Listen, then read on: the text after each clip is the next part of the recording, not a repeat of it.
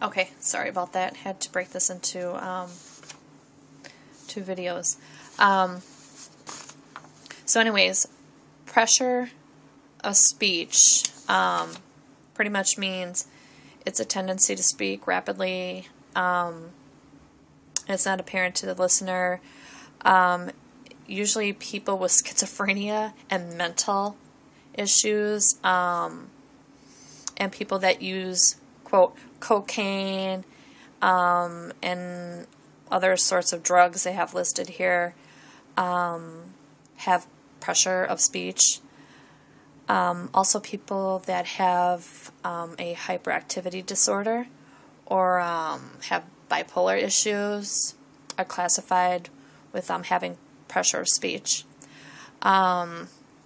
So that threw me off guard, and I guess, the way that I see it is the nurse that saw me keep nudging to my neck actually probably went and told the doctor, oh my God, every time I'm talking to her, she keeps nudging and, closing her eyes and blinking her eyes and she's nudging.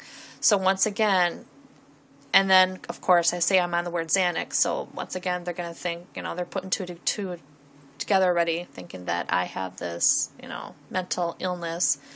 What I really didn't like was the psychomotor activity that he wrote in there.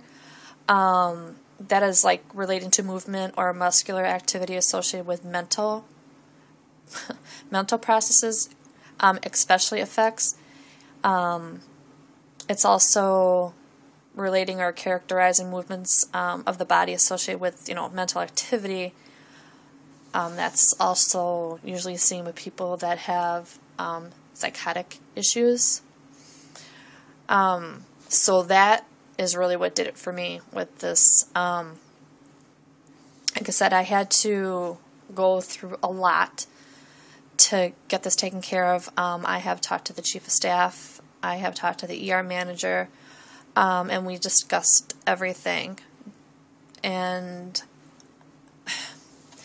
they have actually been really, really sympathetic and had a lot of empathy of what I went through that day. And needless to say, now they're going to change my whole report.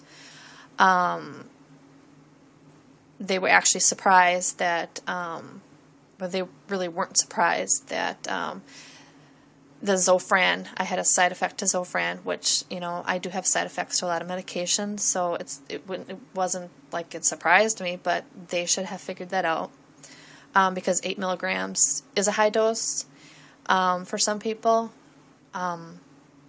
So that was, that on that part. So that's why I always really tell people, I really encourage people, when you have Meniere's disease and we go through what we go through, it's really important when you go to an emergency room and you see a doctor that doesn't know you and doesn't even understand anything about Meniere's disease. He's not going to look at the problem that may be associated with Meniere's disease, which it was, because it typically didn't have to do with Meniere's disease, but the medication that was taken for my Meniere's disease, for the attack that I had that day, which was the Zofran, did have an effect on my Meniere's disease, but to right away categorize me as having, a mental illness, because, I said the word Xanax, really was unfair. It was a misdiagnosis, and like the chief of staff said, and the ER manager said that it was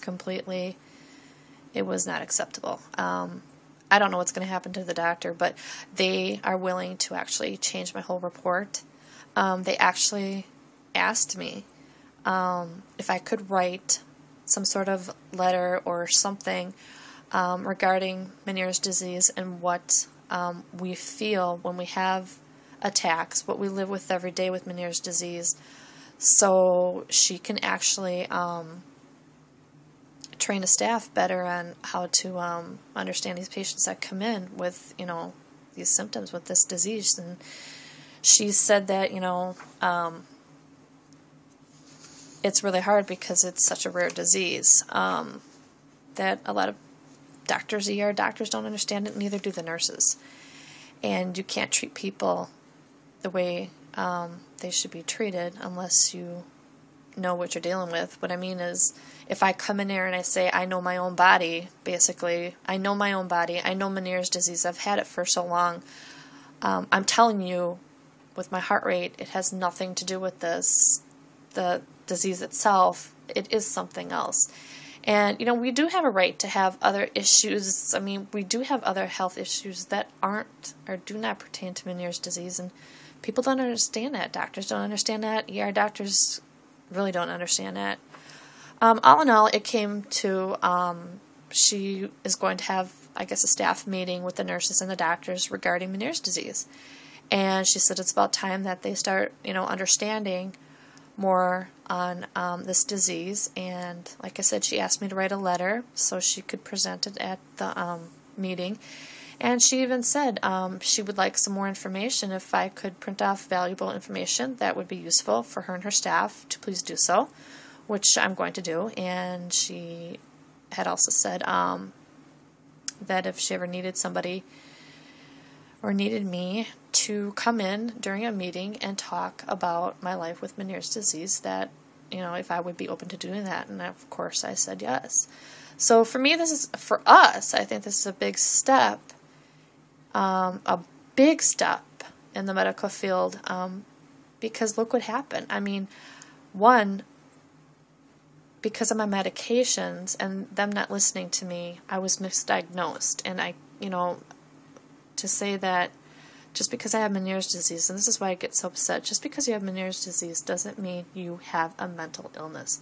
It doesn't make you psychotic. It doesn't make you a crazy nutcase. That's what upsets me.